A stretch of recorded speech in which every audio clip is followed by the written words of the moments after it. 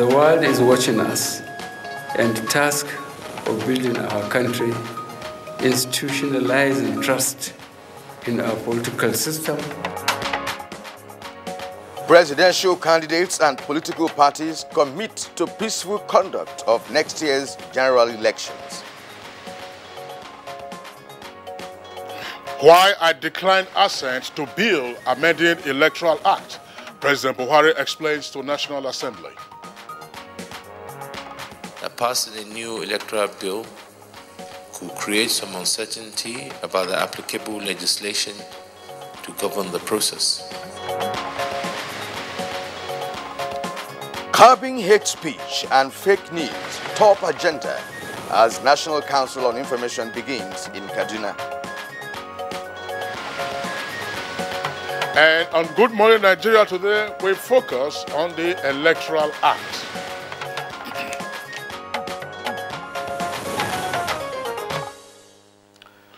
The electoral bill is again dominating public discourse in the past few days, Kinsley, perhaps due to the president's withdrawal of assent. Well, that's right, Kirian. The president has given his reasons for declining assent to the bill, as he had, of course, done consistently by way of adducing reasons each time he has withheld his assent to a bill from the National Assembly. Yes, Kinsley, the president, in letters sent to both chambers of the National Assembly, said, and I quote, "I am declining assent to the bill, principally because I am concerned that passing a new electoral bill this far into the electoral process for the 2019 general elections, which commenced under the 2015 Electoral Act, could create some uncertainty about the applicable legislation to govern the process." Now, the president also stated in the letter, any real or apparent change to the rules this close to the election may provide an opportunity for disruption and confusion in respect of which law governs the electoral process. And these are explicit, Kinsley, and many feel the president's observations, which informed his decision not to assent to the bill, are valid, arguing that changing the rule in the middle of a game is a recipe to confusion and chaos. Well, Kirian, different persons also have taken different positions on the development. But the electoral umpire, that is the Independent National Electoral Commission, has stated that the amendment, whether or not it's passed through, that it has prepared, that's to say the commission, to conduct free, fair, and credible elections, just as it did 4 years ago, using the Electoral Act 2010 as amended. So what are the contending issues in the Electoral Act Amendment Bill? Why was the Assembly passing the bill with omissions and anomalies that the executive had to point out before corrections were effected? Will assent to the bill at this time not affect the process that has already gone far with the old act? If the bill is signed into law, what impact will it have made? What is the standard international practice as regards duration to election in amendment of electoral bill? Well, Kirian, that's the questions you have raised are very pertinent. But with regard to standard international practice, there is really no standard international practice. But what is crucial and what is acknowledged world over is that the Electoral Act, that's to say the law governing the electoral process, is crucial to the conduct of free, fair, and credible elections. And if you don't get that right, then everything else is likely to fall through. But of course, as you also said, and as some persons have also indicated, the rules have to be clear from the very beginning before you get into the race, and not pretty close to polling, which is just about 2 months away. Exactly, and many Nigerians have also questioned the need for, intermittent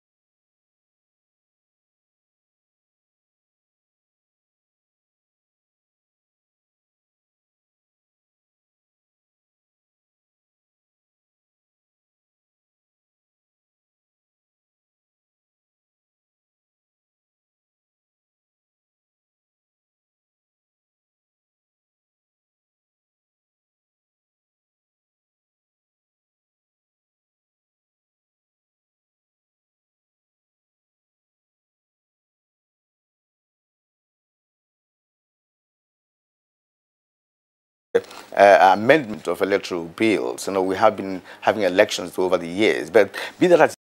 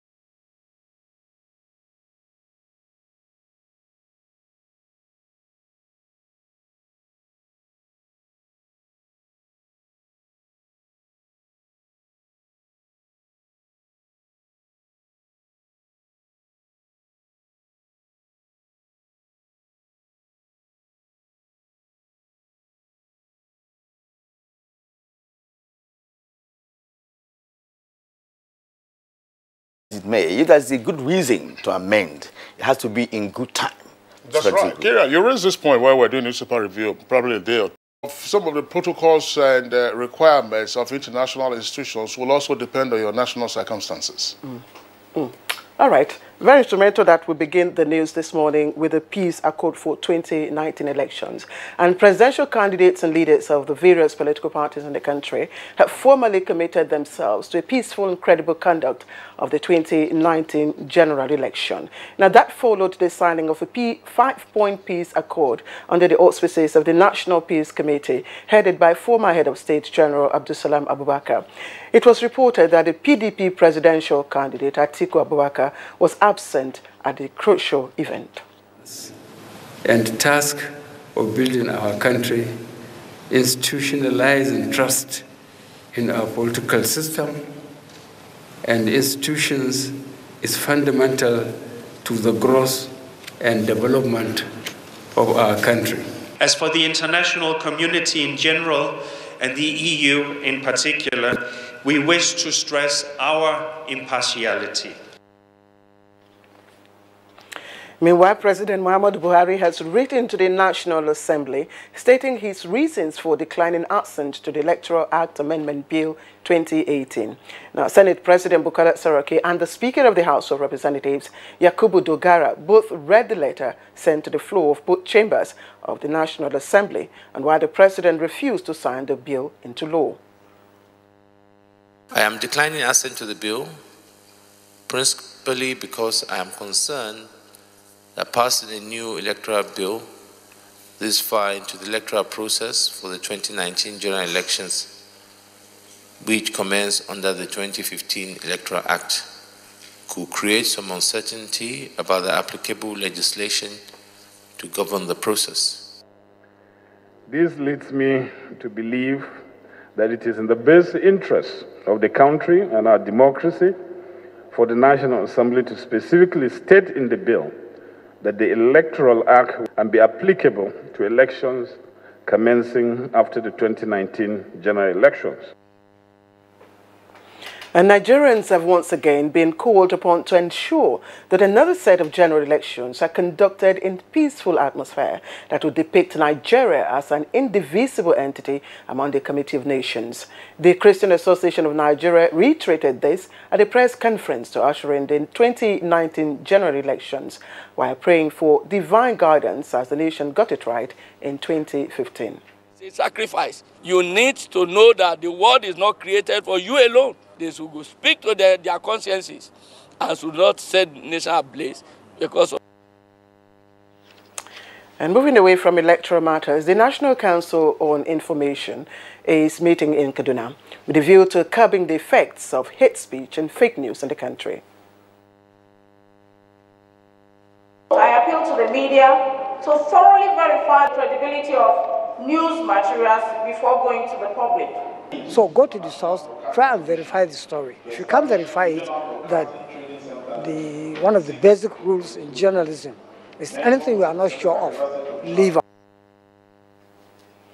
And President Muhammadu Buhari has expressed Nigeria's formal appreciation to the government and people of Switzerland for their support in resuscitating the nation's economy, especially the return of illegally stolen funds. He stated this while exchanging views with the new Swiss ambassador to Nigeria, George Steiner. And the federal government says the era of absconding after collecting funds for project is long gone in Nigeria. Minister of State 1, Power, Works and Housing, Mustafa Baba Shehuri, gave the warning while inspecting federal government housing program in Asaba, Delta State. And on Monday, if I didn't see him, I will take the necessary action to see that I report this contract. All right, those are the news for now. Join me again at 10, but Kingsley and Kieran will be back, and I wish both of you break a leg. Unemployment, notably youth unemployment, features strongly in our party's manifesto. We intend to attack the problem promptly through revival of agriculture.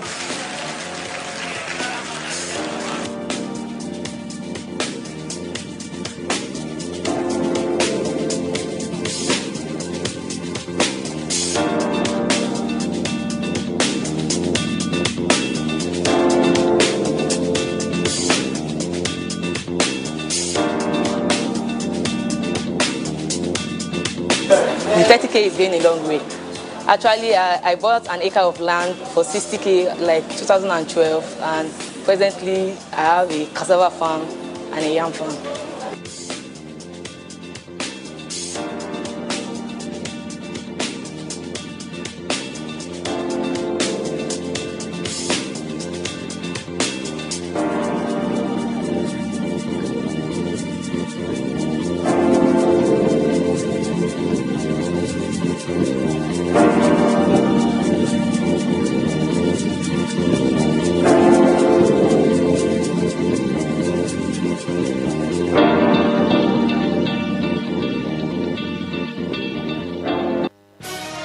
Reorganized, trained, and fully equipped, we are the new improved Nigeria Police Force. We fight crime. We bust syndicates. Whatever the crime, wherever the hideout, the Nigeria Police Force will get you busted. Stop kidnapping, armed robbery, murder, pipeline vandalism, and other criminal activities. Be productive. Be security conscious. Join the police force to secure your life and property. This message is from the Nigeria Police Force Public Relations Department.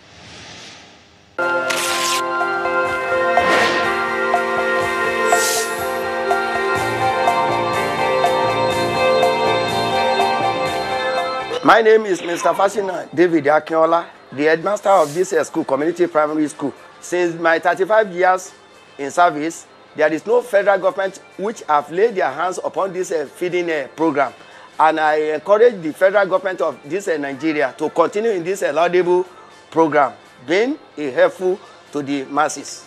My name is Mrs. Ogundare. I have a child in this school. I really enjoy this program because I benefit much on it as a mother. My name is Akshade Victor. Community Primary School, Alawiwe, Ibadan. I like to love eating egg. It makes me happy and healthy.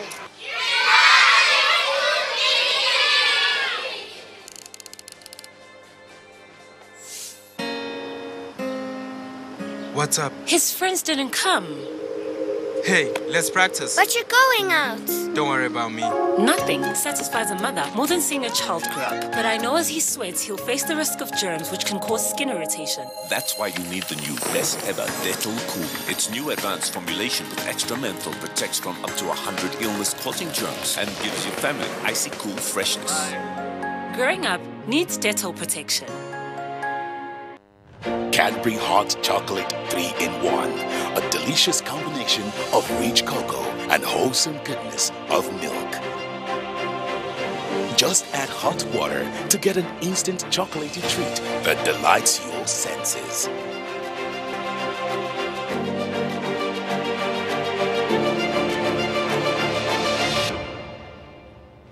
Cadbury Hot Chocolate 3-in-1. Just add hot water.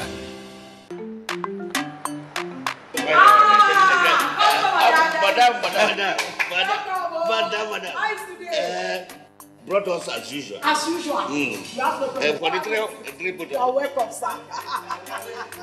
As usual, yeah? Welcome, sir. You take that one. You take that one. You don't understand? We want Nigerian homegrown rice. Finish. You don't have? You don't have? Join the rice revolution today. No other rice that tastes like Nigerian rice. Are you sorry? That's the Nigerian rice we are talking about. Chocolate made in Nigerian rice. Healthy food. I'm going to bring Mrs. Mobu to come to chocolate rice made in Nigeria here. And see how it are made. Correct. And how they are cook it. Correct. Homegrown rice are good for your health. It will boost our economy and will give employment to our people. This message is brought to you by the Federal Ministry of Information and Culture. You in the air-conditioned office with the itchy throat. Strepsils. Girl in the spotlight with the raspy throat. Strepsils. You in the pollution. It's you. Dry throat. Strepsils. Hello in the downpour with the scratchy throat. Take Strepsils. Strepsils, with its soothing medicinal ingredients, will heal the harm done to your throat from external factors. Strepsils. Strepsils. Strepsils, for a dry, itchy, raspy, scratchy throat. And the program is Good Morning Nigeria. And now let's go to business. Vice President Yemi Osinbajo restates commitment to make Nigeria an investment destination. Chimaobi Watanaji has details of this and more on Business News segment. Vice President Yemi Osinbajo has described Nigeria as a leading investment destination for potential and serious investors, emphasizing that business opportunities are abundant and increasing in the country. Vice President Osinbajo was speaking at first Nigeria-Germany business dialogue in Germany. He noted that given the economic and trading developments in other parts of the world, Nigeria is now taking the lead as an investment destination. This was against the backdrop of the recent McKinsey report, which indicated that consumer spending in Africa was $1.4 trillion by 2015, with Nigeria, Egypt and South Africa accounting for more than half of that figure. And we're also looking at jobs in the agri-allied sector. By and large, we are very prepared and open for business. And one of the key things that we've tried to do in the past few years is to ensure that we are able to hold the hand of businessmen who are working with us. Bilateral relations between Nigeria and Germany over the years has resulted in significant economic ties between the two countries. Germany has been a significant exporter to Nigeria, which is its second largest trading partner in Africa, recording an annual turnover of about $1 billion. In other stories, the Deputy Managing Director, International Monetary Fund (IMF), David Lipton, has warned of a looming world economic crisis, noting that governments and central banks might not be properly equipped to cope. The IMF Deputy Director was speaking at a banking conference where he advised key players and industry stakeholders to monitor global economic indices and make adequate preparations. He also warned that strains could leave policymakers under pressure and in uncharted waters. And now to the capital market, where trading ended on a positive note, recording 0.34% increase. Here is a graphic representation of Tuesday's trading on the floor of the exchange.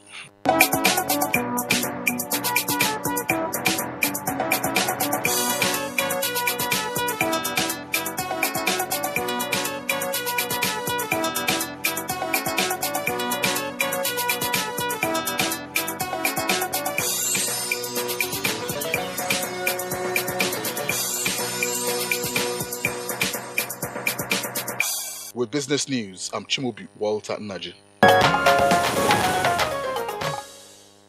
Thank you very much, Chimobi, for the business package. Next for us on Good Morning Nigeria is a review of the newspapers.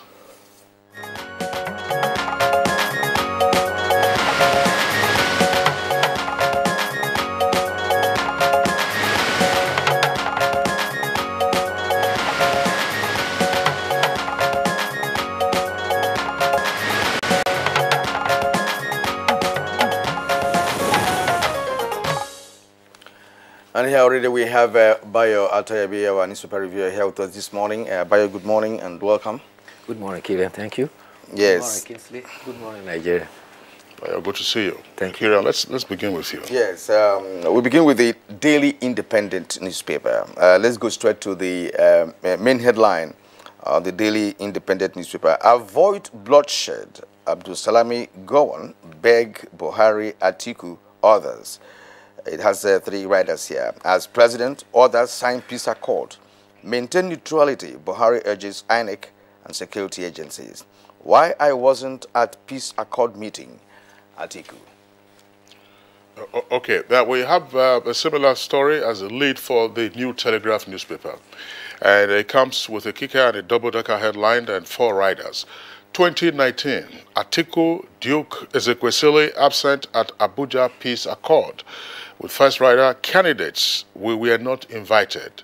Kuka, the door is still open. And President to INEC and security agencies, the world is watching us. Gawan, hate speech and vote buying will suppress democracy.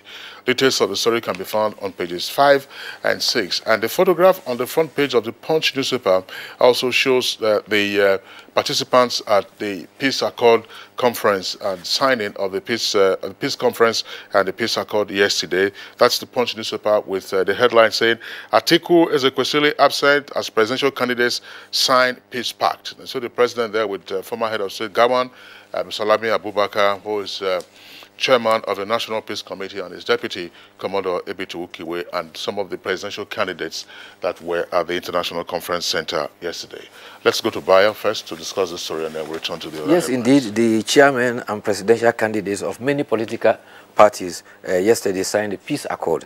The commitment is to ensure that there is peaceful conduct before, during, and after the 2019 election. But not all the 73 political parties that have registered to contest the presidential election of the 91 registered parties that were there.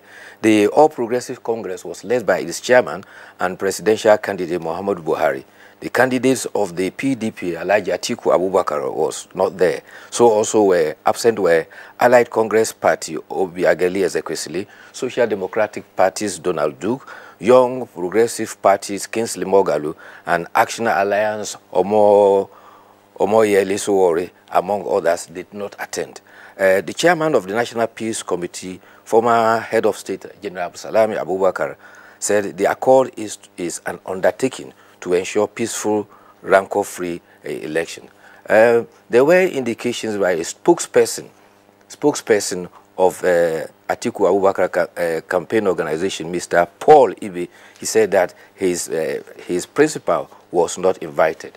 However, the co-convener of the Peace Accord, Archbishop of Sokoto, Hassan Kuka, said invitation were dispatched to the People's Democratic Party's chairman, and it was acknowledged as received. President Muhammadu Buhari charged INEC and all security agencies to put Nigeria first in the conduct before, during, and after the election, because the whole world is watching us.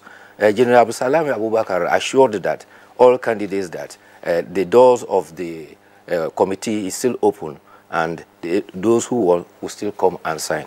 A spokesperson for the People's Democratic Party, Kola Ologodia, admitted that there was communication gap about it all. But the caution was raised by the chairman, Abdulsalami Abubakar. He said politicians must learn to lead by example and temper their utterances and actions with responsibility and patriotism. General Yakubu Gowon, former head of state, also charged politicians to embrace peace, and he says that this accord they signed is binding on them to accept, to participate in the election and also to accept the outcome.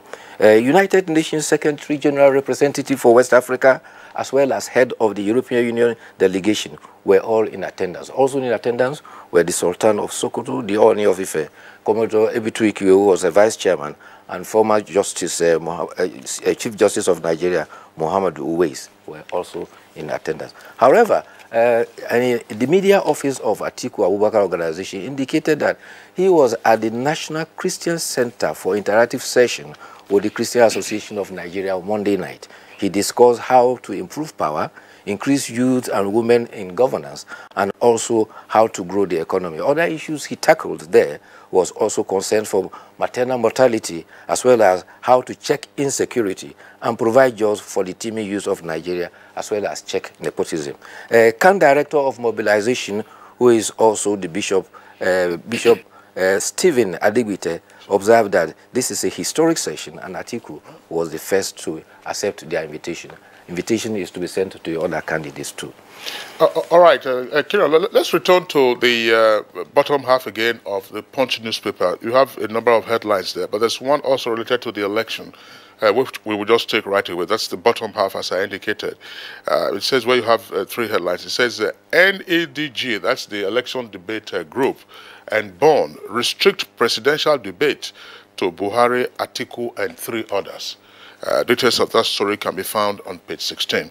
And below that, unsigned electoral bill, Dogara, Bajabiamila, stop debate on Buhari's letter. And other headlines there, EFCC detains Tunde Ayeni to arraign him for fraud. And WHO rates Nigeria low in health coverage. And 4 killed as rival cult groups disrupt funeral service in Benue. And above the nameplate of the Punch newspaper, newspaper of the Punch, the top half of the bottom, I take that again, the top of the Punch newspaper. Investment inflows into economy dropped by $2.66 billion in Q3, that's quarter 3. According to the National Bureau of Statistics, details can be found on page 25. Election meddling. Jonathan's book, Misrepresented Facts, says U.S., that's page 3. And on page 7, strike may end on Monday as federal government ASU reach partial pact. And 2 earpieces beside the nameplate. Dasuki's fresh application stalls his trial in absentia. Kirian. All right, let's return to the Daily Independent and take other stories that we have done the headline. But there are stories on the left-hand side of the newspaper, just beside the photograph on Daily Independent. Bandits kill 3 civilian JTF members, kidnap 3 women in Zamfara. Suspected cultists kill 4 in Benue. The stories can be found on page 4. Then treasury looting. PDP wants Buhari to allow probe of associates and relatives. Is on page 41. Dasuki seeks indefinite suspension of trial. Is on page 41. And then below the photograph, that's the photograph where you have the governor of Enugu State, Ifeanyi Ugwuanyi, who just bagged an award of independent award. And now there is this story, electoral amendment bill. Reps may begin process to override Buhari. That's all here. All right, let's return to the New Telegraph newspaper. New Telegraph newspaper, just below the name flag of the paper, we have a raft of headlines there, 4 of them actually, that says, Sanusi to women. Vote leaders that will free you from bondage. That's page 35. And 104,289 Nigerians seek police employment in 12 days. That's page 10. And $8.4 billion theft how oil marketers collapsed Spring Bank, and that's according to the EFCC. Details on page 34. And then right at the foot of the front page of the New Telegraph newspaper, Senate rejects Buhari's EFCC and ICPC nominees. That's page 6. And on page 30, it's a health story. Scientists develop safe antibiotics from wasp venom. That's coming against the background of increasing resistance to antibiotics. Well, the communication as to why the president refused to assent to the Electoral Bill 2018 has been read at both chambers of the National Assembly. The president said the bill will lead to confusion and disruption of the polls. He also observed that sections 5, 11, 18, 24, and 36 require amended, and opined that the effective date for the proposed legislation should be set after the 2019 election. He concluded that the decline was in the interest of democracy and our country. Attempts to debate the correspondence at the House of Representatives was called to order by the House leader because members were present to debate it, but House leader said it is not characteristic of the legislature to debate on correspondence, and so if it has to be debated, it had to come by way of motion. But at the Senate, the letter was also read, but it did not generate controversy as much as the confirmation by nominees for the board membership of the EFCC and ICPC.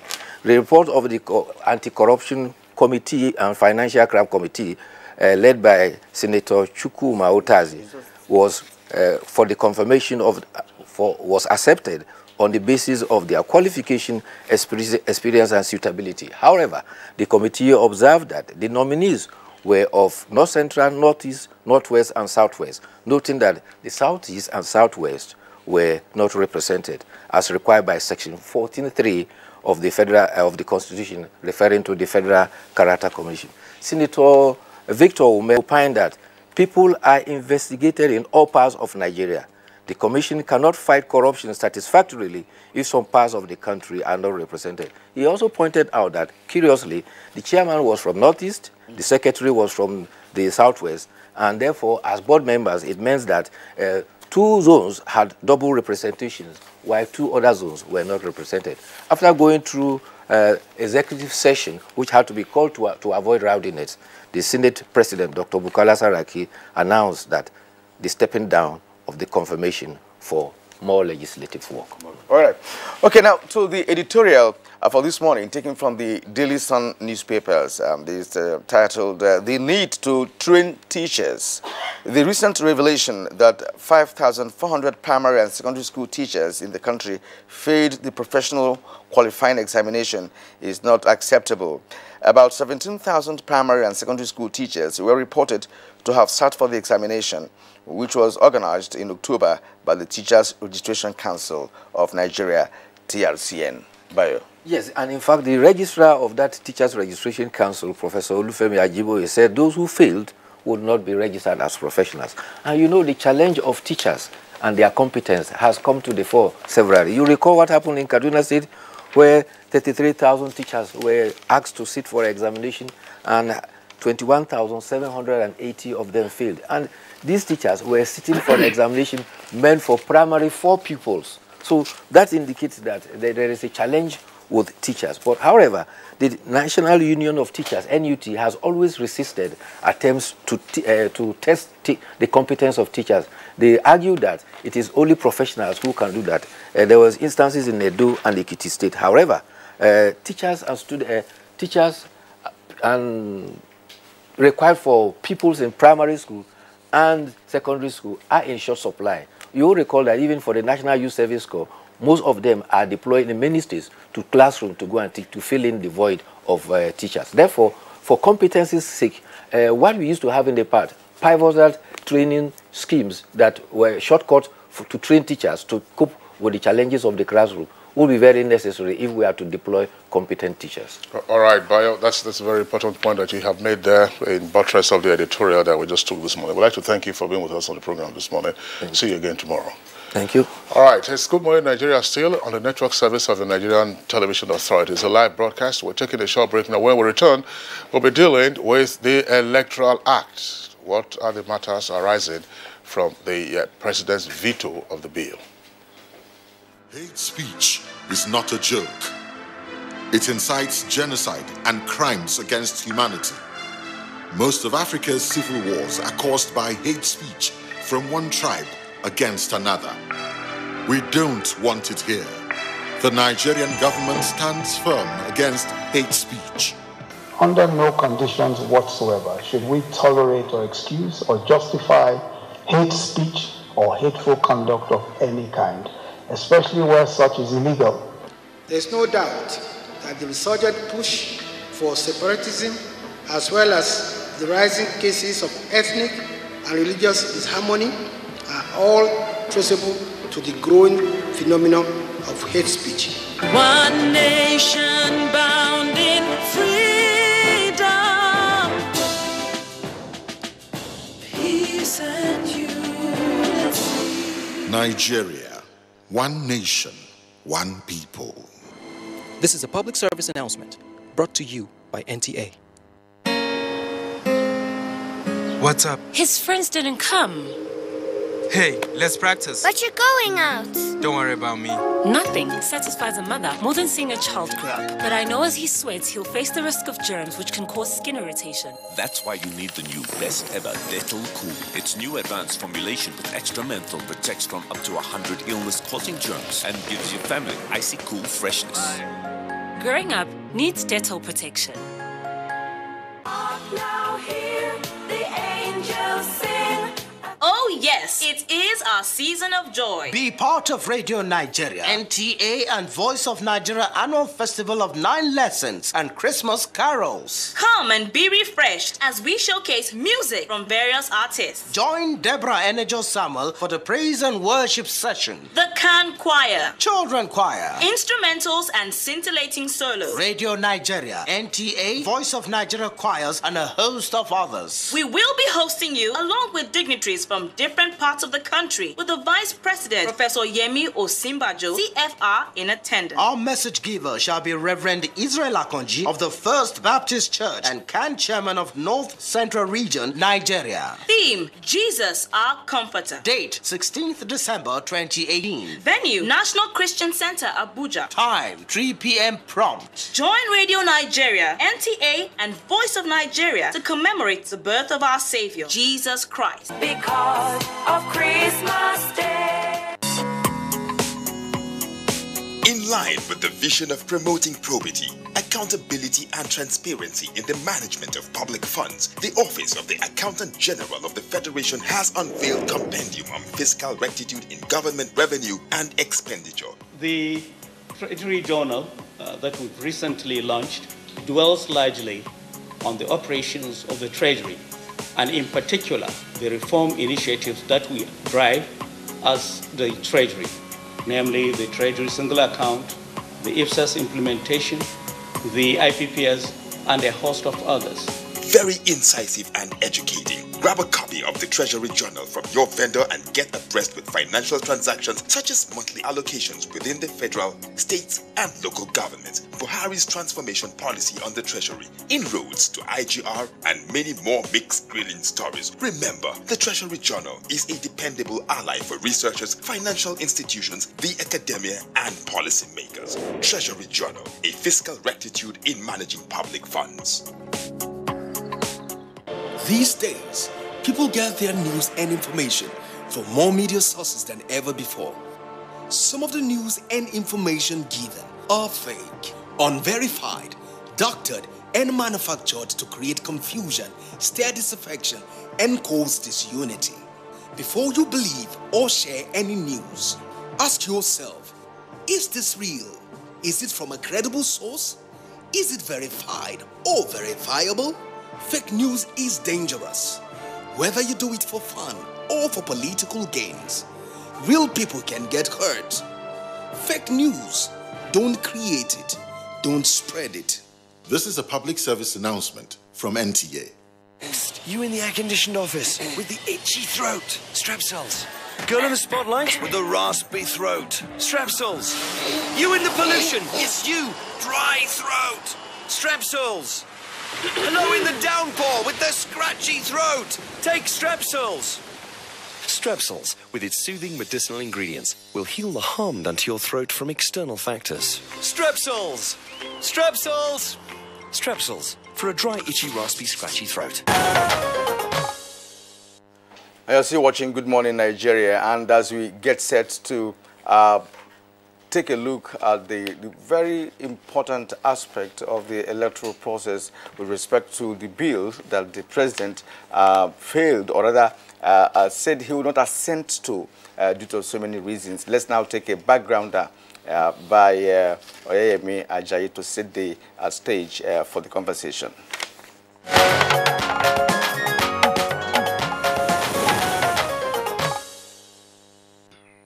For the fourth time, President Muhammadu Buhari declined assent to the amended electoral bill passed by both the Senate and the House of Representatives.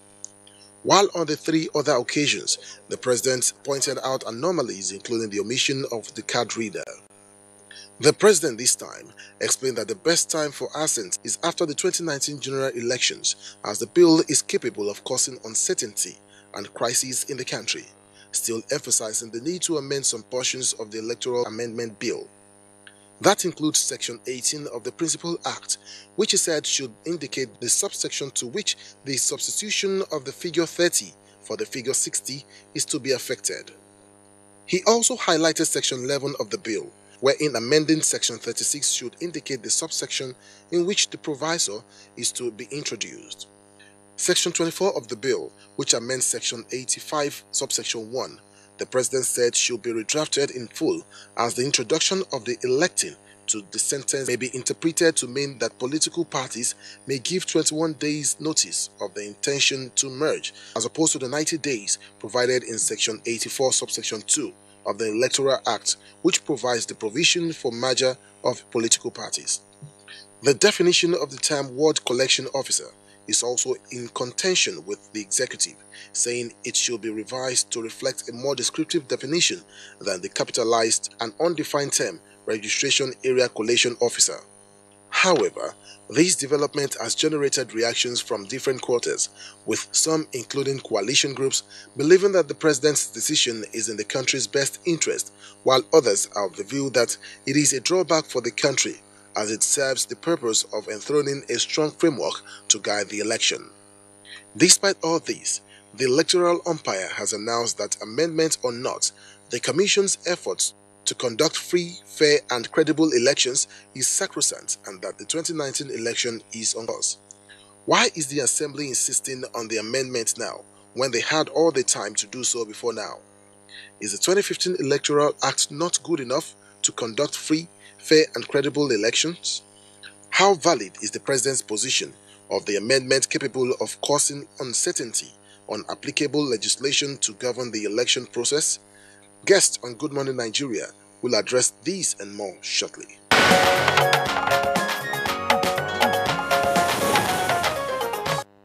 Thank you very much, Oyeyemi Ajayi, for that background. Now, joining us in the studios to discuss the issues in greater detail, we'd like to welcome the Senate leader, distinguished Senator Ahmad Lawan. Distinguished Senator, pleasure to have you on Good Morning Nigeria. Thank you very much. Good morning, Nigeria.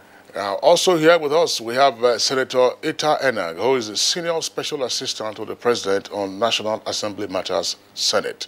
Distinguished Senator, pleasure to have you on Good Morning Nigeria. Thank you and good morning, Nigeria. And it is my pleasure to also welcome to this program yet the presidential candidate of ABDA. He is Shitu Kabir. Shitu Kabir, you're welcome to Good Morning Nigeria. Thank you. Good morning, Nigeria. And we also have Barrister Bernard Afu, a legal practitioner. You're welcome to the program, Bernard. Thank you so much. Good morning, Nigerians. All right, gentlemen, welcome once again to the conversation. But let's begin by having Nigerians and indeed our viewers around the world understand why it appears to be the case that every election cycle would warrant a new electoral law. We had seen what has happened since the beginning of the Fourth Republic. 2001, there was an electoral act, a lot of controversy. 2002, 2006, 2014, 15, controversies. Is it necessary that each election cycle will warrant a new electoral act? Let's begin with the Senate leader, Senator Lawan. Well, thank you very much, Let me say that a society will always develop one way or the other, and you have to be alive and alert to ensure that the dynamics are taken into consideration. Whenever there is an election, especially the general elections, certain issues that may not be very obvious before, or certain challenges could easily come up, and the job of the legislature is at that stage to try to remedy the challenges. And that is to say that it's maybe very difficult for the legislature to see issues that require their attention and yet say, well, forget about it. Why should we be amending or making laws every election cycle? So it is very important that if any challenge or challenges are identified by the legislature or indeed by anybody in the process of either general elections or any elections, the best way to go about it is to ensure that we remedy the situation through the process of lawmaking. So it is an inevitable thing until such a time when our election process and procedures would have been near perfect or perfect, if there will be anything like that. But definitely, there must be very conscious and concerted efforts at all times to ensure that we improve our ways of doing things, so that even if we had very good outcomes in 2015 elections, we should be aspiring for even better outcomes in 2019 and subsequent elections. That, I'm sure, is the reason why you see the legislature always making efforts to amend or create some new laws, make laws to ensure that we have better outings in our elections. Well said. Senator Ita Enang, you have been a member of the National Assembly for so many years, and you must have been involved in amendment of electoral laws that Kingsley just mentioned. Now, does it really mean that care has never been taken to ensure that all the substances required to carry out an election was never captured in all these periods that you have sat to amend the laws, electoral laws? We just had an election in 2015 and everybody heralded. And just 2 years after that, there is another amendment, going on that is about to bring a kind of a controversy close to the election. Now, if you assent to what Senator Lawan had said, why should it be? Is that what's obtainable in other climes? Yeah, I think every election produces election petitions. And election petitions sometimes will either lay the ground that there is a conflict between electoral law made by the legislature and the Constitution. Or sometimes it lays out that there is conflict between, or there is wrong provision in the law as it relates to the election, or that there is a wrong provision which ought to be corrected. And so after every election, an election petition, what the government does sometimes is to see what did the court say, what should be corrected. In 2001, 2002, when we made the first electoral act, I was in the House of Representatives then, we inadvertently included elections to the local government councils. Myself and Dr. Ahmed Lawan were in the House of Representatives then. We included that election, and we were challenged out to the Supreme Court, and the court decided that the National Assembly cannot make electoral law for the local government in all the states, that our powers to make laws related only and is limited to the Federal Capital Territory, where we act as the House of Assembly. Now, after that, we had the 2003 election. Issues arose and were determined. Then we had the 2007 election. It led to widespread other issues, which led to the setting of up committees. And it was then determined that instead of amending the 2001-2002 legislation, that it was appropriate to have the 2010 legislation completely and wholly repealing the earlier provision. Therefore, every election produces some characteristics, some challenges which needs to be addressed by new legislation. But as of today, the legislations have so crystallized that it doesn't need too much of amendment, because in 2014, the amendment that was made only related to the use of card reader electronic voting, which the court, by the judgment led by lead judgment of Justice Sentus Nweze of the Supreme Court, Justice of the Supreme Court, laid out so many other issues which INEC has addressed by way of policies and principle. Therefore, every election does not necessarily produce the need to make new laws. But it does appear that when political parties have problems of nomination, like in this case, the legislature now thinks that it can go to the extent of legislating to regulate the practice of political parties and not just allow it to remain within the domestic precinct or domestic jurisdiction of the constitution or rules of the political parties.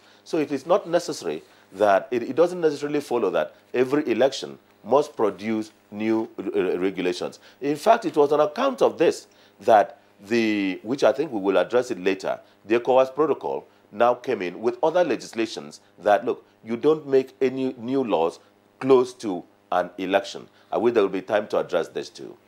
All right, Senator Enoch, thank you very much. Let's bring in now Bernard Afu, who is a legal practitioner. Bernard, again, for the benefit of our viewers, let's have your thoughts on the cyclical amendment or enactment of legislation relating to the conduct of elections against the background of the following. The Electoral Act is not the only piece of law or regulation that governs election. INEC itself is empowered to make rules and guidelines. And the courts also have their pronouncement. And if you rely on our rules of precedence, then why are we having all this frequent amendment to the Electoral Act? What you should notice is that the amendments that are being proposed are not merely typographical errors. Human nature in itself is dynamic, and change is certain. Some of the amendments that are being proposed, for instance, that has to do with where a candidate died during the process of an election. Never had it been contemplated before. With the case of the Kogi State elections in 2015, nobody contemplated it, that the candidate who had started an election would die halfway. So some of these amendments are necessitated by the changing dynamics. And it's so fundamental. It's not just a clerical error that the National Assembly said, let us go and correct the clerical error. Assuming a situation like this occur again, which was not contemplated, and there was no provision for it in the 2010 Electoral Act, what do we do? This is the reason why some of these amendments that are being carried out become necessary. So my submission here is that electoral amendment is not just because the National Assembly desires or wants to continue to amend. Sometimes they occur because the need has arisen for them to be carried out. Okay, let's get your view, Shitu Kabir, the presidential candidate of ABDA. I think in the process we'll get to know the full meaning of ABDA so that we can. Some political parties are even threatening, to go to court if the president assented to that bill, while some are saying it should be signed and all of that. Now, you are a presidential candidate of a political party. What's your take? What's your take? We are not only threatened, we are already in the court. And our fear is that there are boo-boo traps in that constitution, in that electoral bill. And what are the boo-boo traps? If you look at the provision for electronic transfer, electronic transmission, if you look at the supremacy of the party, if you look, that's 52, 63, 87, 84, these provisions are boo-boo traps. And if you look society are being governed, yes, by constitution, but with also a moral. And if you are patriotic and have if national interest guides us, there is no need for us at this hour, 2 months to election, to say we are going into amending or putting a new bill. This is where our suspicions come from. And our suspicion is that, let me come from the political party side. Political parties, you are now saying supremacy of the party, or the party cannot give some certain guidelines to its candidate aspirants. Now, as we are talking with you here now, there are lists of governors that has not yet been officially published. Even presidential candidates have not yet been officially published by INEC to say these are official that will contest under this election. Then, if president have signed this bill and take out that aspect of political parties giving guidelines, people will now capitalize on that and go into court, and you start having litigations. And when you start having litigations, it will derail the election. Why do we hurriedly? We always like to hurry and take ourselves and run it into. We should be guided that it is the law are not made, man are made for the law. It's not the law that we must also morally and then let national interest guide us. What does it pace you when all these provisions now push us? And the same group of people today that are saying, let us, immediately they lose election, they will capitalize on these provisions and derail the electoral process, and we'll get ourselves into anarchy. When you get Nigeria into anarchy, what do you want us to achieve? Is this scaremongering? Yeah. Is this scaremongering? You say? Is this scaremongering? Yeah. You must all right. All right. You know, we're talking about booby traps and electronic transmission of results and so on. What are these booby traps? Will those booby traps be eliminated if the electoral amendment bill were passed in 2019, after the 2019 elections, or even if passed now with effect from after the 2019 elections? Will those booby traps not still be there? But if, let's assume this electronic transmission, now Americans that are advanced in democracy find Russian hacking, alleging that Russians hack Trump election. And up till date, you are having that problem with American. What are the facilities that INEC has put in place to guide these hackers? What are the facilities? Have they trained their staffs? Have we been able to enlighten our electorate to say this is what will happen? There are these are boo-boo traps, because what time do you? Excuse me. What time do you have? Let's pause you. Let's pause you. No, let's pause you. Let's pause you in the meantime. Let's pause you in the meantime, so that the other guests will have the opportunity of responding to this. Just very briefly, I mean, talking about hacking and so on and so forth, electronic transmission of results. I covered a number of the general elections in South Africa. I mean, last, of course, was in 2004. Our results were already being transmitted electronically from the various provinces. And there was no issue of hacking, but that's the point, you know, to pause in the meantime. I return to Senator Ahmed Lawan.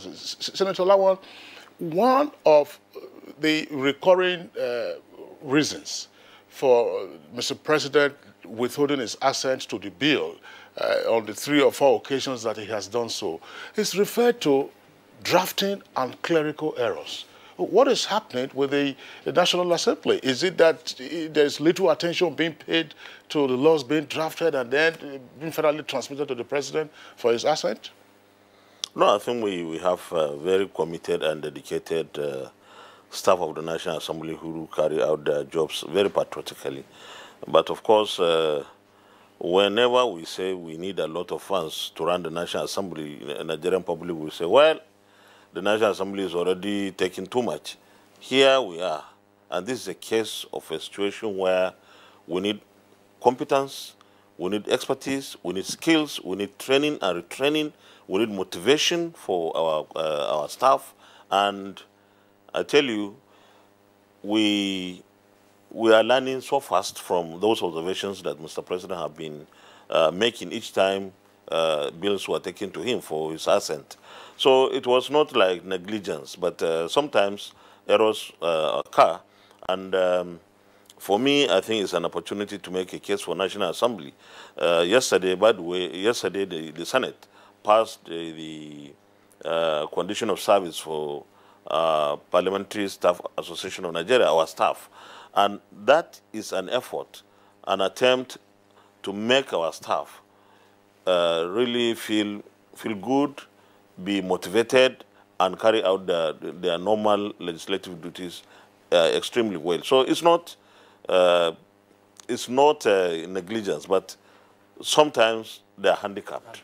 And I believe that we can do better if we give them a better condition of service and of course, continue to support them. And also, I think it's clear to us that the president himself, by the way, the senior special assistant to the president is here, but it tells you how meticulous the president and his team are when it comes to assent or lack of it whenever we send bills to him, because you see very minute observations of minute issues, and that is to say that they have gone through every line to see and ensure that before appending his signature, that this is a bill that when it comes into law will be very useful, will change the course of history for the better, and so on and so forth. So on one side, Mr. President is doing well by showing out,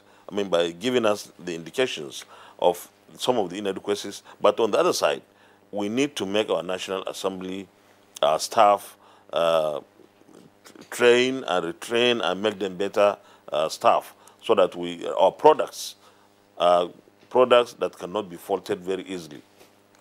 Senator Lawan, I think Kinsley had to ask that question, because considering the caliber of people in the National Assembly, the personal experience for so many years, and we still recall the kind of anomalies and omissions that the president spotted, not just in one occasion or two, but more. All right, so that's why I want to ask Senator Ita Enang, who is an experienced National Assembly member. Now, the president has carefully pointed out these omissions and anomalies, and that is the crux of the matter, because the delay in deliberating on this bill at the National Assembly, and of course the president's refusal to assent to the bill because of his findings, brought about all these issues. Now, in your opinion, did the National Assembly do a good job of this bill, with respect to the fact that, the final time it's returned to the president, it cannot be assented to based on certain reasons? I would say, I will say that the National Assembly did the best it could on the bill. But to make it law, the assent of the president is required. And when if the president assents to it, it binds the president, the legislators, all Nigerians, it becomes a law.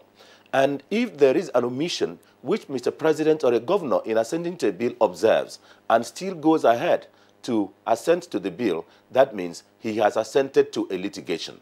It's like where we used to say in law that buying land from a certain family in Lagos, as at that time, was by a lawsuit. So he will be creating a lawsuit. Now, so the president and his team, all of us, if it is something minor, we normally have what we call a back channel, which is normally headed by the Speaker of the House of Representatives, which we just draw attention. But if it is something that is so strong, fundamental, which needs to go back to the floor, and unless it is corrected by legislation on the floor, and it is reflected in the vote and proceeding, it doesn't become law, then the president has to return. Don't forget that there are times that a legislation goes to court, and the court says, our hands are tied. And which means that the president has signed a bill tying the hands of the court to even decide a wrong thing, because if he did not sign it, the court wouldn't have decided that way. And there are times that you have a legislation and you go to court, and the court looks at it, it says, what was the intention of the legislature in making this law? If it cannot go to the Hansard or to any other record to find it, then it simply again says the intention of the legislature cannot be known here. And so you have created confusion which the citizens will be bound. In this case of the election, it is too fundamental, too fundamental that you will not, it cannot be, the president cannot be hard on the country in signing away the liberty of Nigerians. Again, going to some of the reasons that the president assented to the, withheld assent this time again. Mr. President has indicated that, look, it is too early or too near to an election. Again, the process of this election has been commenced under the 2010 Act with amendment of the 2014. Now, if it is concluded under a new legislation, an amendment, there will be so much and multiplicity of litigations that it may even lead to the cancellation of the whole election. Take, for instance, the process of nomination. It provides that if you want to be a candidate in an election, you must go, the president must go through the presidential candidate of every political party. It did not say PDP, APC, must go through direct primaries in every state. And after the direct primaries, the candidate with the highest number of votes tallied all over the country become the candidate. Now, it goes further to say that that candidate, there must be a national convention conducted by each of the political parties to affirm that this is our candidate. If I have your leave, I think I just make a very brief reference to that provision. Is Section 87. You know, it also sets out how much money it has to be paid, despite whatever the status or the strength of the political parties. Now, it says that if a party wants to, in the case of nomination to the position of presidential candidate in a presidential election, a political party shall, where it intends to sponsor a candidate, A, conduct direct primaries in the registration areas in the 36 states of the Federation and the Federal Capital Territory. Now, declare the presidential candidate with the highest number of valid votes cast during the primaries across the 36 states of the Federation and the FCT as winner. 3, hold a national convention where it shall present the winner of the primaries to the public as the presidential candidate of the party, and the venue of the venue of the national convention shall be determined by the political party. Now, this is what the bill says. If the president on 5th or 6th of December assents to a law of this nature for conventions and congresses which choose candidates around September, October, and the candidates have been filed, and they were chosen under the 2010 Act, and then this comes into effect, it will lead to a multiplicity of litigations that all the other candidates, including my friend Shitu, will no more be qualified to be a candidate because his political party did not, or may not have, let me not say, so that INEC will not come after you, may not have held a direct primaries. It may not have presented that candidate, all their candidates, to the convention to be approved at that convention. And this is why Mr. President says, look, it is too close to an election, and it will cause confusion and lead to a multiplicity of litigations. Please let me conclude this with a reference to the protocol to which Nigeria is a state party. No, just before we will come to the override, the overhang of accent to various international protocols or conventions, in particular ECOWAS. But there are two issues that you have dealt with. One, you've gone in now into the substance of the provisions relating to the nomination of candidates for the presidential election, for instance, and why the president withheld his accent. Now, there was also the issue you were dealing with relating to why the legislature, would appear to be less than thorough in their proofreading before forwarding to the president for his accent the bills that they have passed. This is happening this year. I mean, let's face it. Is it that they have a challenge of editors in the National Assembly? And the errors are not just simply clerical. They are also, the president pointed out in one of the letters, and I think Senator Ita and I, we had it on Good Morning Nigeria at that time, where the president pointed out cross-referencing errors. So what is the challenge of getting, a team of your staff, whether they are motivated or otherwise? If you don't have staff, then you get consultants to go through line by line and be sure that what you are transmitting to the president represents the true intent and the true intent of what you have passed as a legislature. Why are we? This is not the first time we're having a National Assembly. Why is it that on this occasion, even they're just throwing and throwing over apparently very worrisome clerical and editing errors? Thank you very much. I want to say with respect and with greater respect to my brothers and colleagues in the National Assembly, in the legislature in Nigeria, and I want to repeat again for the third time, I give them due respect. But I want to say that let the legislators in Nigeria know that they were elected as legislators. They were not elected as supervisors.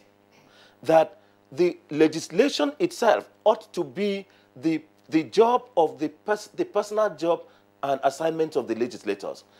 Now, I have been raising one point, and I've raised it twice perhaps on this program and in a lot of places, that after a bill has been passed on the floor of the legislature, it should no more be touched or tampered with by the draftsman by the legal department, so that the legislature on the floor can take responsibility for what they are passing. I remember that the present clerk to the National Assembly, Sani Omolori, was then the director of legal drafting. And we had so much problem in terms of bills on the floor when I chaired the rules, as I chaired the Rules on Business in the House of Representatives. I went with Sani Omolori as as director of legal drafting, to the deputy clerk to the National Assembly then, and asked him that, look, let a lawyer be attached to every bill that is being considered, so that at the drafting and every stage, every drafting error, every technicality could be addressed. And I know the clerk then was very angry with us. Now, because there was a protest by the clerks or the secretaries that the lawyers want to come and take over their job, I explained to them as chairman of Rules and Business that, look, they are not taking over their job, but they are simply providing the legal, technical drafting assistance to make sure that the bills go through particular, pure, decent, and past drafting tests. Again, there was this problem that is happening on the floor of the legislature. When the report of the bills are brought, sometimes you see the presiding officer say, clause 1 to 10, clause 11 to 20, clause 20 to 25, which means that, at that time, the legislature, not all the senators or members of the House, would have read each of the clauses, and they cannot then take responsibility for what has been done. We have this example. If you look at the petroleum industry bill, if you look at the petroleum industry bill and a lot of other bills, you see that after being passed, you will see that there is a difference between what is passed and contained in the vote and proceedings and what is passed and contained in the Hansard, that is the verbatim report, and what is actually drafted and finally drafted and forwarded to Mr. President. Therefore, the legislature, I raised this very seriously when we had a conference on this matter at Le Meridien Hotel in Calabar, in Lagos, in Uyo, Akwa Ibom State. I raised it in a conference by the National Assembly Service Commission. I raised it in many fora that there can no more be Because at that stage, what is redrafted does not have the imprimatur of the, does not have the seal of the mess. So it becomes like a decree. Therefore, I want to plead again that legislature and legislation is a full-time job. You are given the job to go and legislate and voted for and catered for and given 5 staff to the senators, 5 staff to the House of Representatives, to each House of Representative member. They are supposed to have helped you at the stage of proofreading, but it is you who was elected, who has a seat on the floor, that takes responsibility for the actual correctness or otherwise of what you have passed and what has been legitimized by the mess and sealed by the gavel. Please, I need to intervene here. Okay. Even though the question was directed at him. Let me, first of all, say that some of the impressions created by Ita were wrong. When he said we have 5 aides who are supposed to help us proofread, I would have loved a situation where he would tell us the 5 aides. We have 5 aides. 2 of them are supposed to be in your federal constituency if you are a member of the House. If you are a senator, 2 are supposed to be at your senatorial district. 1 secretary, 1 PA, and then a senior legislative aide are supposed to be with you. You are less likely to have any one of these who will help you do this legislative work. Secondly, let me say that the legislature recently, especially in the Senate, because we have noticed that we receive a lot of observations from the executive whenever we send bills, we decided to have another gate. After we consider a bill, we still engage the legal department to see if there are any observations they could make. And we bring the bills back. So it's not like from there, it will just fly to the presidency. It doesn't happen that way, and Senator Ita knows that. So we do our work as diligently as possible. And he also said that sometimes presiding officers will say clause 1 to 10.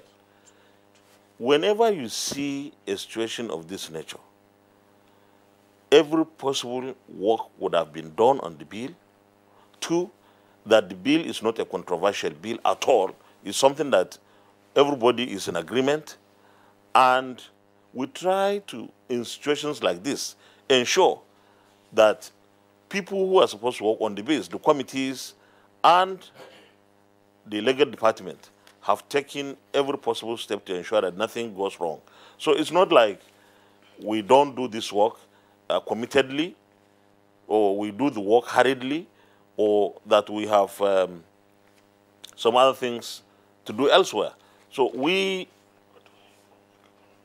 I want to assure Nigerians that we do our work to the best of our ability as legislators.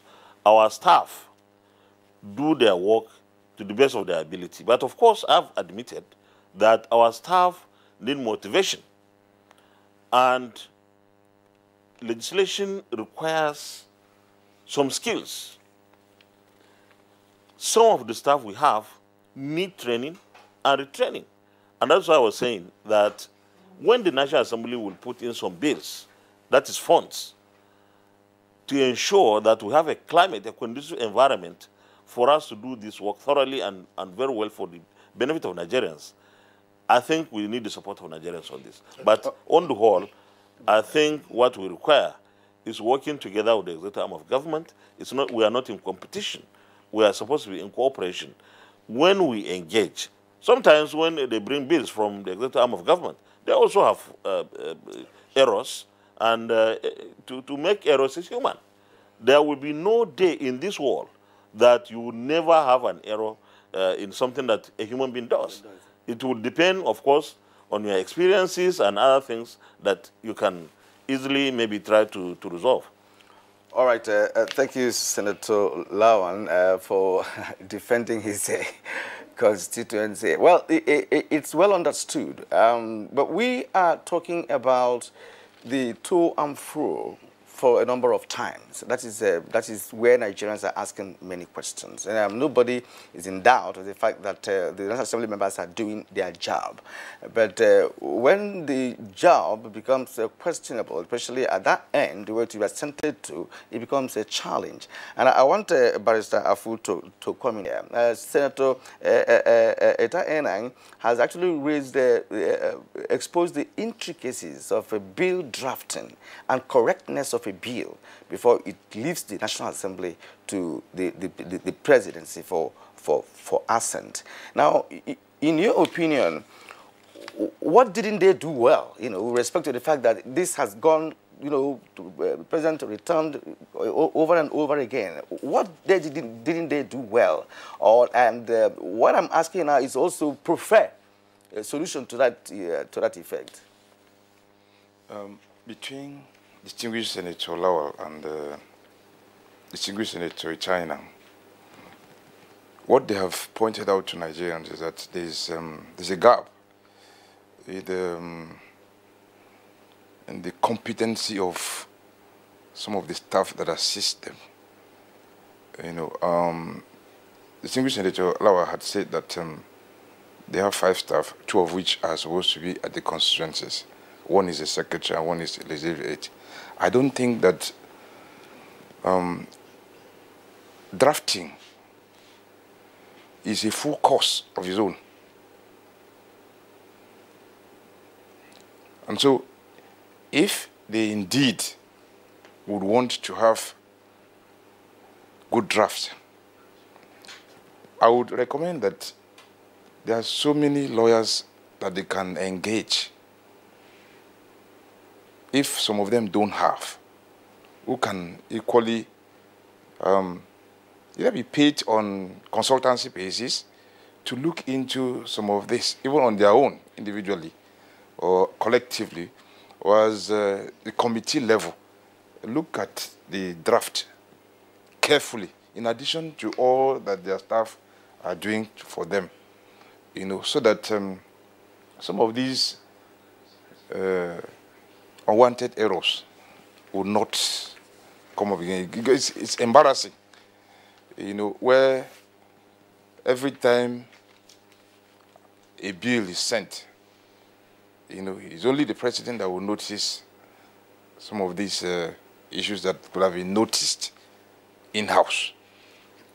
So there's a gap in the capacity of those, who are working with them, What about the senators, members themselves? So wouldn't they be also directly involved in proofreading and to affect the correctness of the bill they are sent into? Well, in addition to what Kiran has just asked, it may be of a different nature. But we know we used to have problems with the Appropriation Act or Appropriation Bill. After the Senate, after the lawmakers would have debated and discussed, it is often left to the committee, and then it is in the details that you start finding the so-called padding and so on and so forth, and then they are all bound. Yeah, I cannot speak for them, the National Assembly members. Like they say, they have done their work to the best of their ability. But where these errors are continuing, it therefore means that the best of their abilities that they've put is not enough on their own. If I had to answer you, on their own, the best of their ability is not enough. But I insist also that there's a gap, between the competency of their staff who are assisting them, because they could spot all these issues and bring them to the notice of... Let me interject again. Unfortunately, I've become... you are the Senate leader. I'm just responding to or reacting rather than having questions of my own. You see, there's nothing like members of the National Assembly themselves not reading. Bills, when they go through the second reading, for example, or the first reading, you get copies of the bill and you read them. Even though most of us are not lawyers, talk less of drafters, but we read. When we go for second reading, we read the bills because we have to make contributions. And when the committee is studying the reports, we read the reports. But of course, sometimes you may not detect an error. Sometimes you do.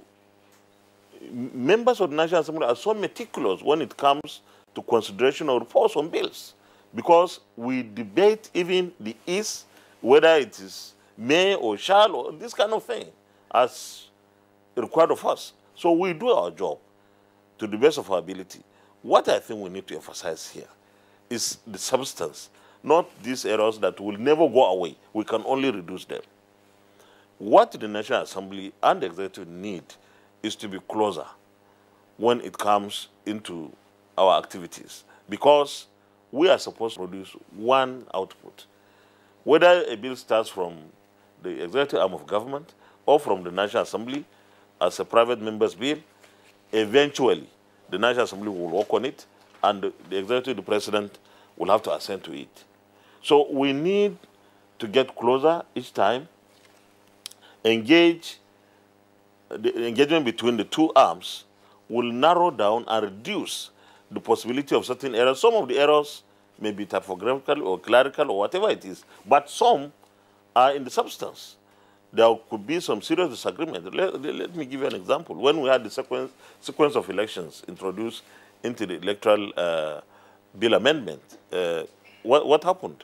That was a major thing that the executive said no, even though some of us in the legislature also disagree with that. But the fact is we need to work as closely as possible. We need to also enhance the capacity of our staff. The executive has more staff, maybe better motivated than ours, because of the length of time it has been in existence. Ours is an evolutionary process. Most of our staff, maybe some of them started work in 1999 when we came to the National Assembly. So it's not like we have the kind of staff that we require. We still work with staff that, in my opinion and judgment, require some training, some exposure, so that they become better and better. We feel very bad when bills are returned and all that you see say this shouldn't have been. You know, we feel very bad. But what can we do? We have to take the measures that we have started taking. Get more support from our legal department, but that is not enough. Our staff, the main staff that work with us, need to do more work than the legal department, because these are committees that handle the reports on the bills. So we have to work towards that. But I want to tell everyone here and Nigerians listening that we are very committed to ensuring that any bill that we produce from the National Assembly meets the standard that is required of it. But of course, if you notice any error, that is human. We can't leave anything to chance. All right, thank you, Senator Ahmad Lawan. You're still watching Good Morning Nigeria, and our guests are still here. We're going to take a short break now. When we come back, we'll continue with the discussion on Electoral Act.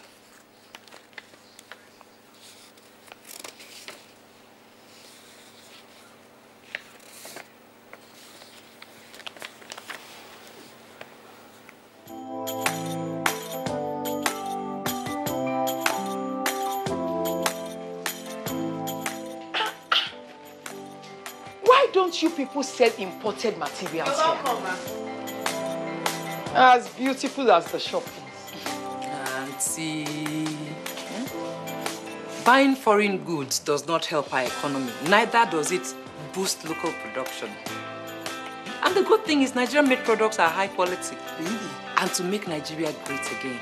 That is why I only sell made in Nigeria products. Because change begins with me. I'm convinced. Change begins with me too.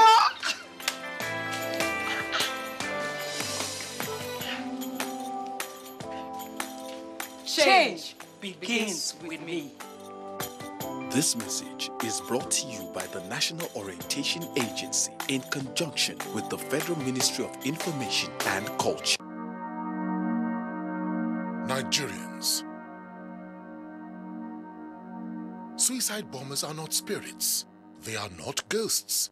They are human beings like you and me. They live amongst us. They are your neighbors. They are your friends today, but terrorists tomorrow. So you must know your neighbor now. Security begins with you and me. Know your neighbor. Be vigilant. Be security conscious. Report suspicious persons, objects, and movements to the police and other security agencies. The security of our nation is a duty for you and me. If you see something, say something. Nigeria, unite against terrorism. This message is brought to you by the Federal Ministry of Information and Culture.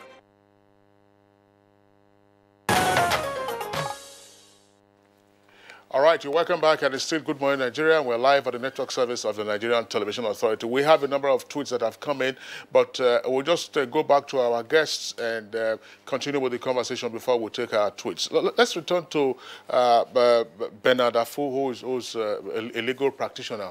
Earlier, Senator Ita Enag went into the substance of the amendment, which the president indicated, look, if he signed it into law at this time, would create some challenges. And Senator Ita Enag was saying the process of nomination, how you go about it, direct primaries, conducting a convention, and the president declined his accent on the 6th of December. And Ita Enag said that, look, that would then impact on the processes that began sometime in September. How legally valid is that proposition by Senator Ita Enag, considering that what ordinarily should be relevant is the commencement date of a piece of legislation? Was the Electoral Amendment Act bill intended to be retroactive in nature? Well, what Senator Ita Enag maybe, if I understood what he said, by the processes of the political party nominating their candidates, there's a provision for either direct or indirect primaries in the amendment bill. And so, for me, nomination of candidates is, like the court have consistently maintained, is solely an internal affair of the political party. Whichever amendment is made is to strengthen the internal processes of the political party. Whichever amendment that occur in this new act or the proposed bill is to strengthen the internal procedure for nominating candidates of the political party. In fact, INEC is an observer when it comes to party nominating their candidate. It is the sole prerogative of the political party to choose who their candidate should be. So I don't have any disagreement as to what the new amendment bill wanted to achieve. I don't have any issues with that, because however it is done, if it's subjected to interpretation by the court will tell you, up to the Supreme Court. However the party goes about nominating their candidate, the processes, finally presenting a candidate to INEC, it is solely the affairs of the party. So that section and the various subsections talking about nomination of candidates, I have no issues with that section. It's only enhancing the processes for which the political party has to adopt, and maybe even ease some of the pressure on the aspirants and the candidates who eventually may emerge. There are provisions there in that section, section 87, that even talked about the fees that has to be paid. These are all to ease off the tensions and the challenges that are faced by those who are aspiring to contest elections. Now, one would also think that, with respect to the issue of nomination by a political party, you just pointed out that that depends on the political party itself. Yet, it's one of the provisions, made in the bill we're talking about. Now, some parties could say consensus. We go by consensus. We go by direct or indirect. Right. So one would also question, why is that provision there in the first place? Well, that is just by the way. But I want to ask Shitu Kabir, in your initial comment, you started by going into the substance as these bills will affect political parties vis-a-vis the fact that, we just have about 2 months before the election. Now, let's go further into this substance.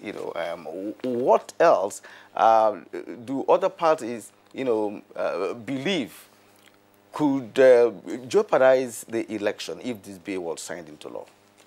Already from what Senator Eta Enang, and from what we have all heard here, Nigeria must be enlightened now that you need training and other things. One, in this bill, you are saying we are just at the middle, 50% into the process, and you are saying, okay, like some party have already done consensus.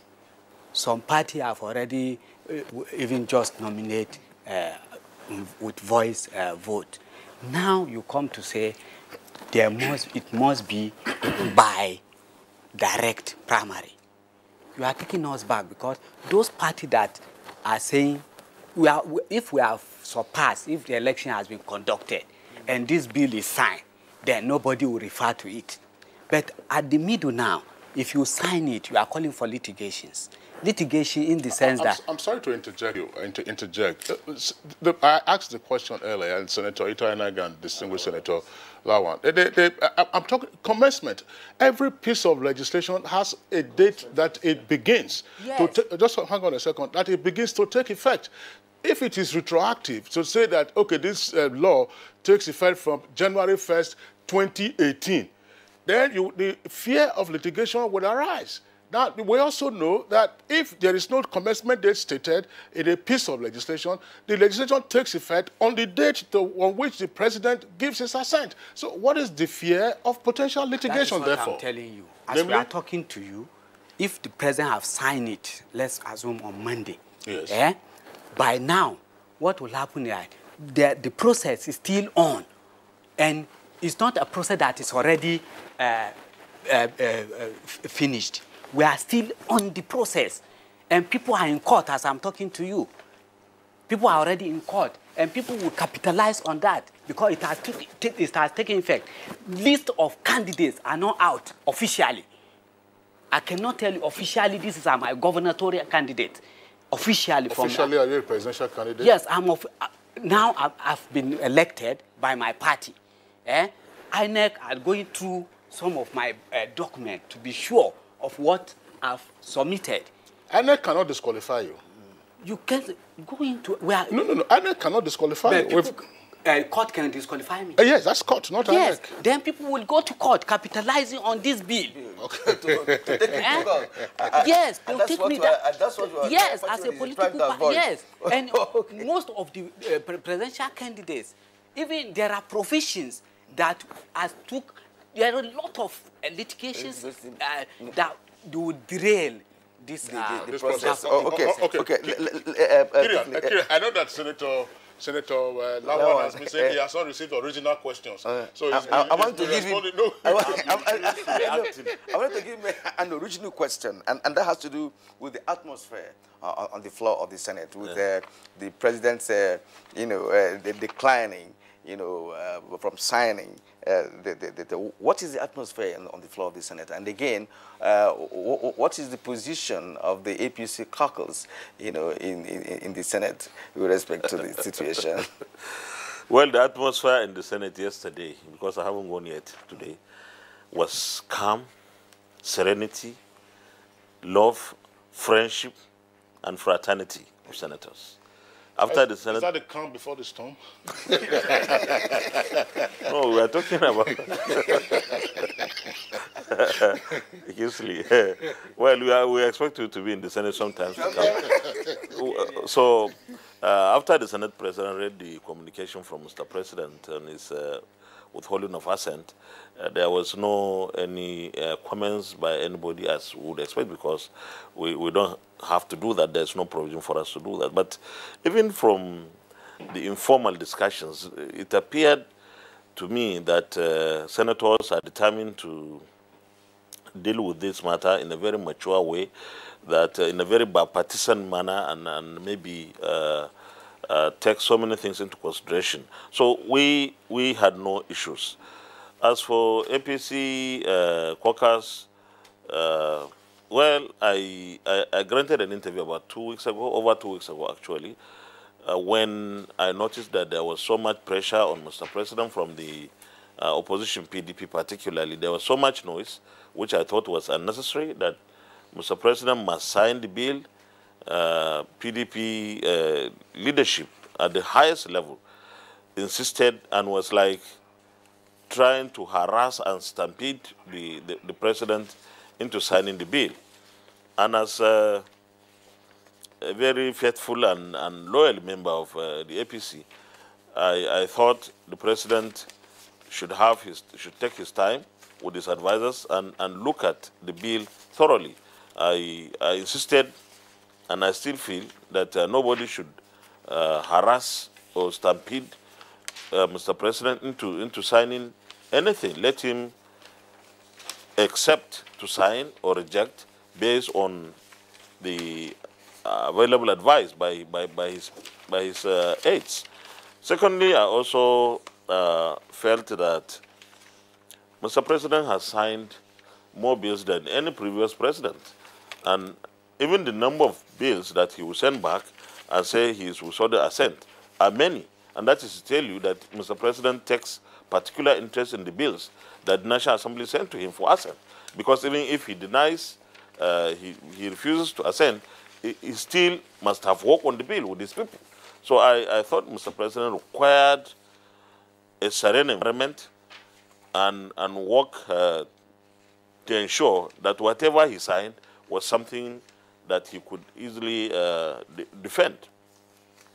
And in that interview, I said, Mr. President, take your time, and whatever decision you take, the APC will stand by you.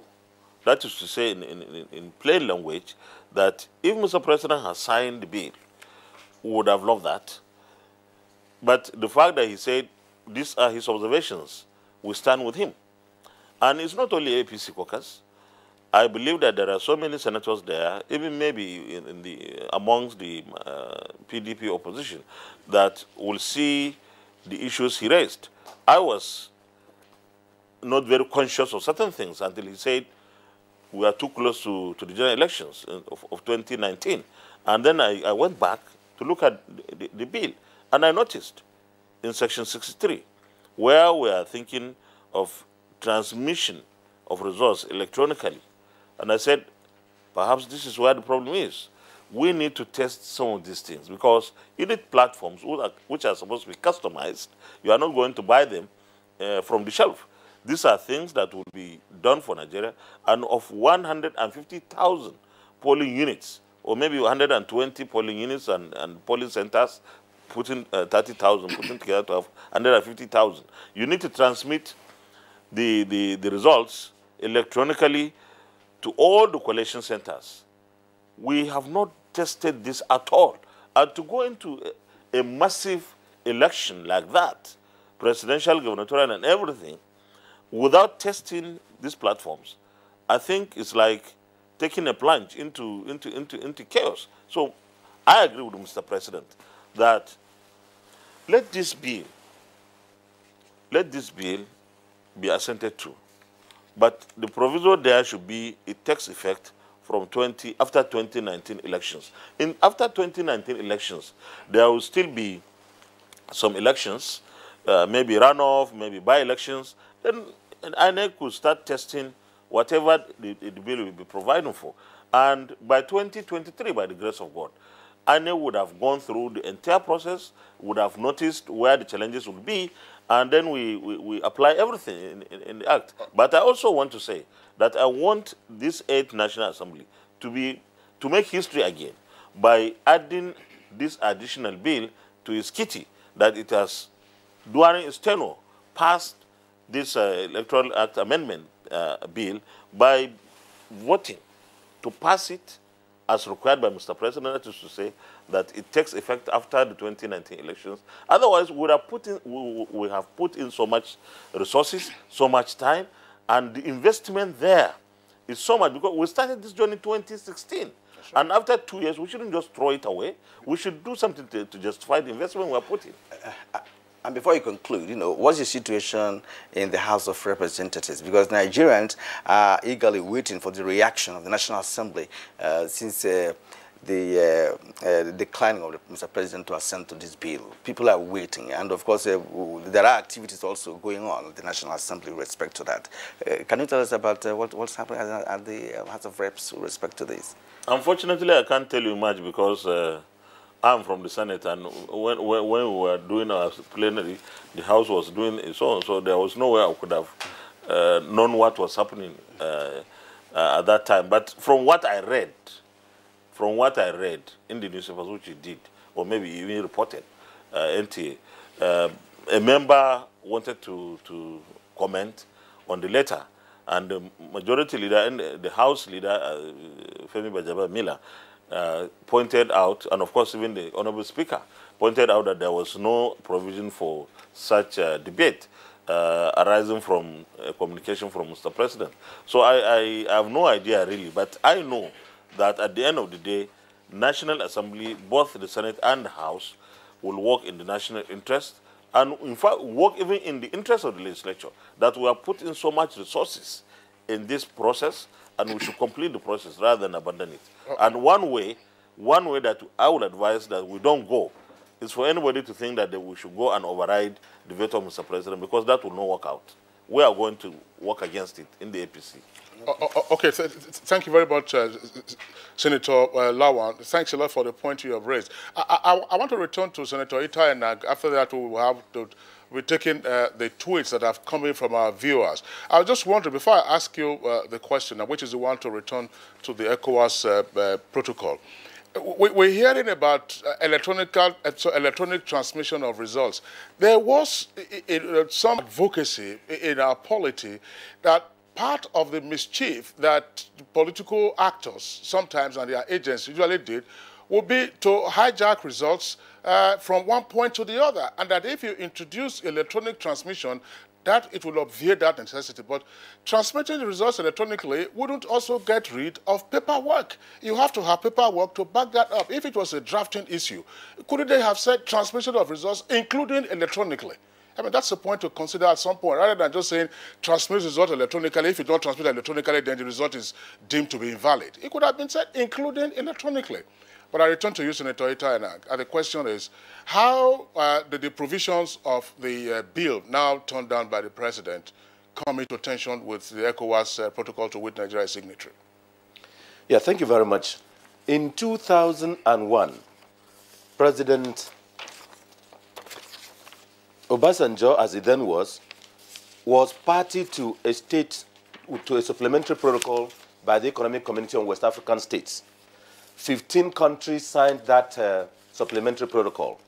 And it states in Article number 2 on elections, it states, no substantial modification shall be made to the electoral laws in the last 6 months before the elections, except with the consent of a majority of political parties.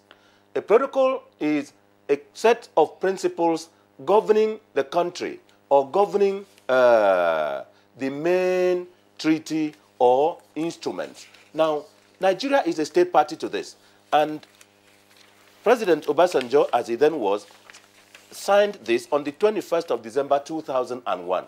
And this protocol is entitled Protocol on Democracy and Good Governance, supplementary to the protocol relating to mechanism for conflict prevention, management, and resolution. Now, this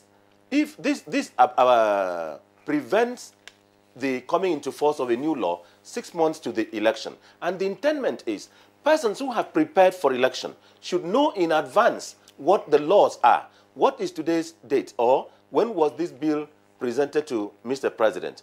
It was presented on the 7th of November. At the 7th of November, elections is in February and March. It is less than 6 months to the time. Now, what Mr. President is saying in his communication to the National Assembly is, and if I read it, he says, this leads me to believe that it is in the best interest of the country and our democracy for the National Assembly to specifically state in the bill that the Electoral Act will come into effect and be applicable to elections commencing after 2019 general elections. This is Mr. President's submission to the National Assembly. I remind you, sir, that in 2014, when we were arguing this about the amendment of the 2010 bill, electoral bill, introducing or attempting to introduce electronic voting or card reader as it is.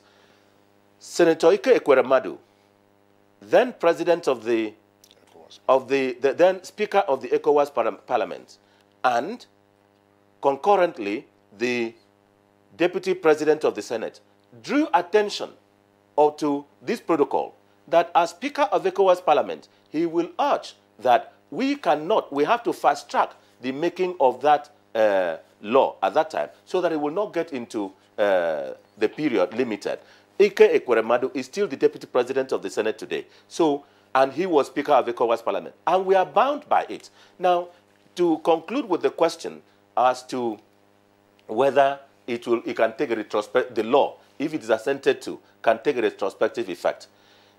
A law takes effect from the date it is assented to, it becomes. But if it is to regulate matters which had commenced and is to conclude then after, it regulates the process. And there will be confusion in the court as to which, it will lead to a lot of litigations, as to interpretation, which one comes in, which law applies to this. Finally, to give an example of what I'm saying, 80% of this election process has been completed by the processes of the nominations.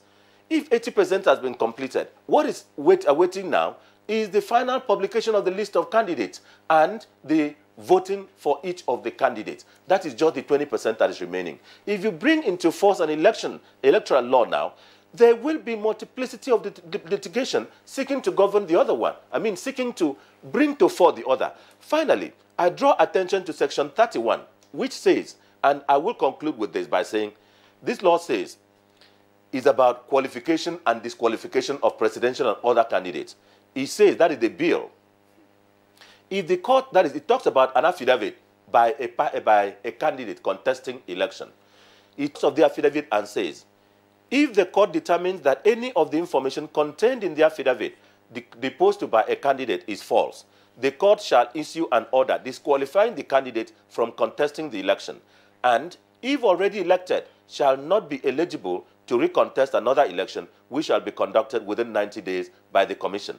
And it concludes, a political party which presents to the commission the name of a candidate who does not meet the qualifications stipulated in this section commits an offense and is liable on conviction to a fine of 5 million naira.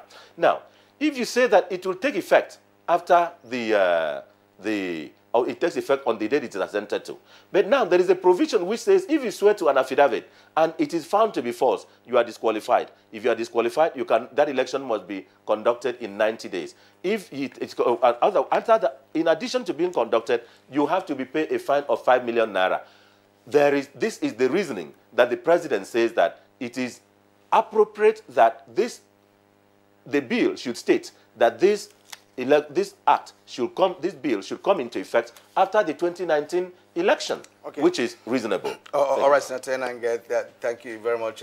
That's an interesting analysis there. But one other contextual issue here is that of electronic transmission of results, because that can only happen when we have adequate high technology and, of course, highly customized platforms that should be configured, for that. And again, devices that could prevent hacking or distortion along the line of transmission from one point to the other.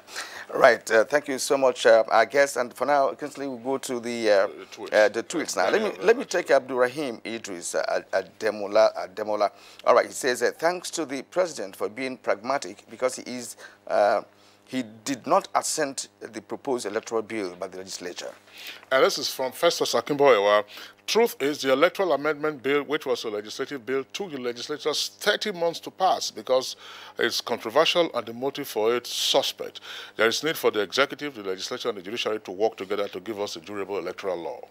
Chinedu Nicholas Mwabonwanne, he says the withholding of the assent by Mr. President is commendable considering the time limit, as it may have a negative impact on the preparedness of Nigeria in the conduct of the 2019 elections. Now, Shaineze Esang tweets, now, the intention to change the electoral bill is questionable considering the timing.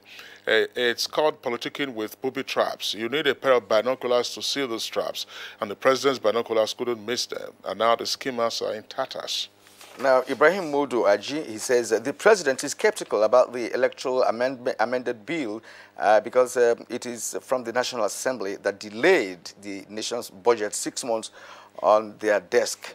Sudden interest of the amended electoral act creates suspicions. The amended electoral bill will surely deepen our nation's democracy. However, I disagree that the existing act won't give free, fair and credible election. Now, Yusuf bin Masood tweets, says the response of Senator Lawan shows that they prepared the bill due to inadequate skills and training because the formulation is not appropriately articulated. Now, Festus Akimboyewa says Senator Lawan should stop blaming Nigerians for the elementary mistakes they made on drafting of the electoral amendment bill, which they themselves initiated. The executive, legislature, and judiciary need to work together to address once and for all this important legislation. Daniel Abiodun tweets, I think it's one of the best decisions by the executive lately. Should those in the Senate be tampering with our laws at will? No, the timing is wrong.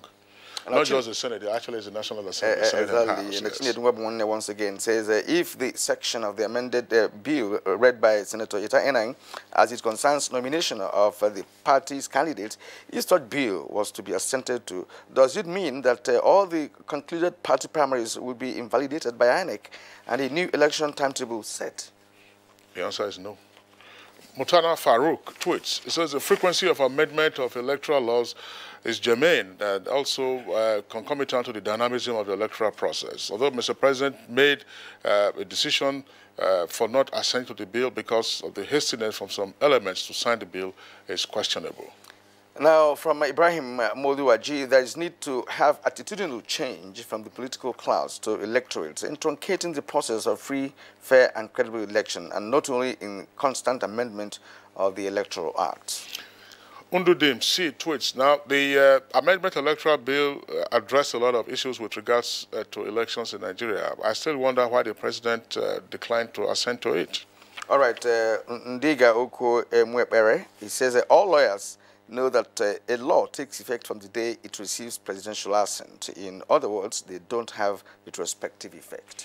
I go quickly to Dele Jack Solomon. It says, electoral bill or no electoral bill, all that Nigerians want free, transparent, fair, and credible elections in 2019. The presidency and the National Assembly must work together to make this dream a reality. Suleiman Zuntu, please, what exactly are we relying on for the avoidance of the multiplicity of cases that will still come up? Now, that's the players in the election all know that the card reader, which restricts multiple voting, is still not enshrined or backed by law under the Electoral Act. Example, say Supreme Court week or I didn't get what it said. I get that. Kirian, you can see we still have a number of tweets coming in.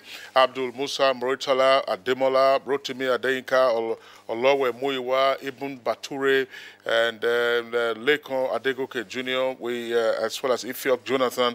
Thank you very much. You have the points that you have raised in your tweets also relate to the matters that our guests have discussed this morning. Of course, it's an issue that we could return to at some point going forward. Yes. On that note, we'd like to thank all our 4 guests who've been with us in the studios this morning to discuss this issue. First, our appreciation to Shitu Kabir, is a presidential candidate of ABDA, APDA. Thanks a lot for being with us. Thank you. And legal practitioner Bernard Adafo, thanks a lot for being with us on the program. Thank you so much. Our appreciation also to Senator Itai Enang, Senior Special Assistant to the President of National Assembly Matters Senate. Thanks a lot for being with us. And our appreciation too to distinguished Senator Ahmad Lawan, is the leader of the Senate. Thank you for being with us on Good Morning Nigeria. Thank you, Kinsley. Okay, so it's on that note, of course, that Kirian, we would like to call it a day on Good Morning Nigeria today. We're back tomorrow, same time, 7 o'clock in the morning. My name is Kingsley. So you have a nice day. I'm Kirian. We might join us again tomorrow for a fresh edition of the program.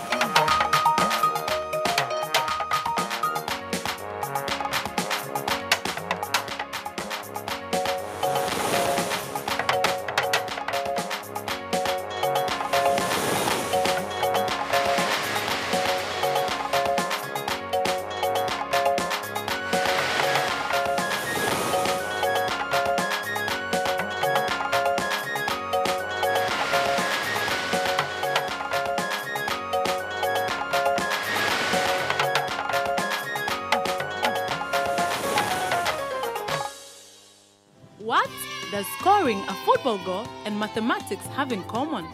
In the world of Ubongo Kids, everything we do can be related to math and science. Join Kiduchu, Kibena, Koba, Amani, Baraka and their animal friends as they solve problems and go